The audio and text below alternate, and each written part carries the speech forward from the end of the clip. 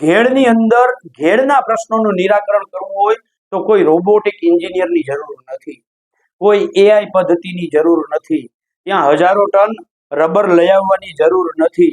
જે કોંગ્રેસના સમયમાં દરવાજાઓ વન વે રીતે ખુલતા હતા, આ રીતે ખોલવાની પહેલું કામ કરવાની જરૂર છે. જે ભાજપ સરકારે વન વે દરવાજા તોડી અને ત્યાં દિવાલો ચણી દીધી છે.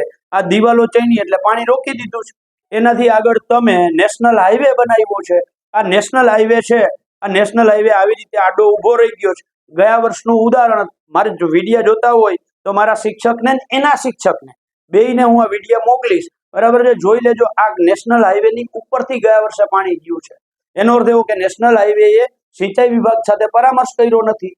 એ પરામર્શ નથી કર્યો એનો લેખિતમાં એ આજ સરકારના સિંચાઈ વિભાગના જે કુંવરજીભાઈ બાવળિયા સિંચાઈ વિભાગના મંત્રી છે, એના જ કર્મચારીઓએ લેખિતમાં આપ્યું છે મને કે આ નેશનલ હાઈવે અમારી સાથે કોઈ પરામર્શ કર્યો નથી, બરાબર છે. એનો આધાર જોતો હોય, એનો કાગળ જોતો હોય તો હું શિક્ષક સાહેબ આપને મોકલીશ.